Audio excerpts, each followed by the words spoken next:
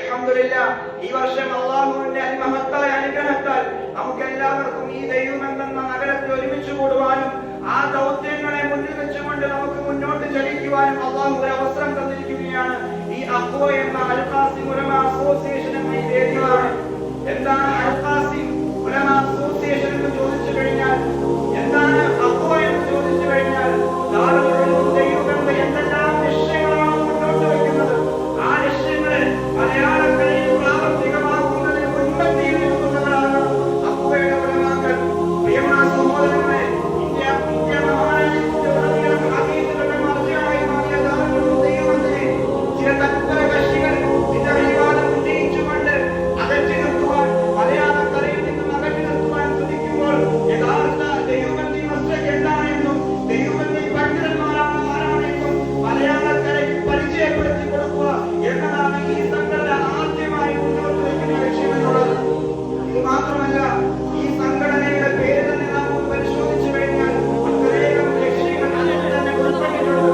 അൽ Qasem ഉലമ association അഥവാ ഖാസിമുൽ ഉലൂമി വൽ ഖൈറാത്ത്, മുഴുവൻ ഉലൂമുകളുടെയും മുഴുവൻ ഖൈറാത്തുകളുടെയും പ്രചാരമാകുന്ന അഖ്വ എന്നാൽ ശക്ത പവർഫുൾമാൻ എന്ന അർത്ഥം വരുമ്പോൾ നബിയുനാ റസൂലുള്ളാഹി സ്വല്ലല്ലാഹു അലൈഹി വസല്ലം പരിചയപ്പെടുത്തിയതുപോലെ തന്റെ മുന്നിലേക്ക് കടന്നു വരുന്നവരെ ഒരെണ്ണത്തിൽ തന്റെ മുന്നിലേക്ക് എഴുതാടിക്കുന്നവരല്ല യഥാർത്ഥ ശക്ത എന്നുള്ളത്. മറിച്ച് തന്റെ ഉള്ളങ്ങളിൽ നുഴഞ്ഞു പോകുന്ന പകയെയും വിദ്വേഷത്തെയും കടിച്ചമർത്തുന്നവൻ, അവനാണ് യഥാർത്ഥ ശക്തനെന്ന് നബിയുനാ റസൂലുള്ളാഹി സ്വല്ലല്ലാഹു അലൈഹി വസല്ലം പരിചയപ്പെടുത്തിയതുപോലെ തന്റെ മുന്നിലേക്ക് വരുന്ന മുഴുവൻ പ്രതിസന്ധികളെയും മുഴുവൻ വിമർശനങ്ങളെയും ഒറ്റയടിക്ക് ഇല്ലായ്മ ചെയ്യുക എന്നുള്ളത് നമ്മുടെ ശൈലിയല്ല, മറിച്ച് ഇത് രാജകീയമായ പാതയാണ്. പ്രവാചകൻ സ്വല്ലല്ലാഹു അലൈഹി വസല്ലമയ്ക്ക് അല്ലാഹു ഏൽപ്പിച്ച ദൗത്യമാണ്. ഈ പാത ആരെല്ലാം തിരഞ്ഞെടുക്കുമ്പോഴും ആരെല്ലാം തിരഞ്ഞെടുത്തിട്ടുണ്ടോ അവരെല്ലാം വിമർശനങ്ങൾ നേരിട്ടിട്ടുണ്ട്, അവരെല്ലാം പരിഹാസങ്ങൾ ഏറ്റുവാങ്ങിയിട്ടുണ്ട്, പ്രതിസന്ധികളുടെ തീച്ചൂടകളിലൂടെ അവർ സഞ്ചരിച്ചിട്ടുണ്ട്.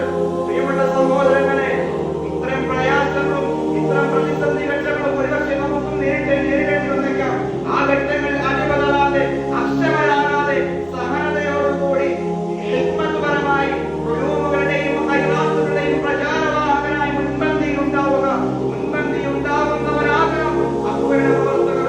അതാണ് അൽ ഖാസിം ഉലമ അസോസിയേഷൻ മുന്നോട്ട് വയ്ക്കുന്നത്. ഈ ലോകങ്ങളെ ഇസ്ലാമിക ചിഹ്നങ്ങളെ ആദരിക്കുന്നതാണ്, ഇസ്ലാമിക ചിഹ്നങ്ങളെ ബഹുമാനിക്കുന്നതാണ്.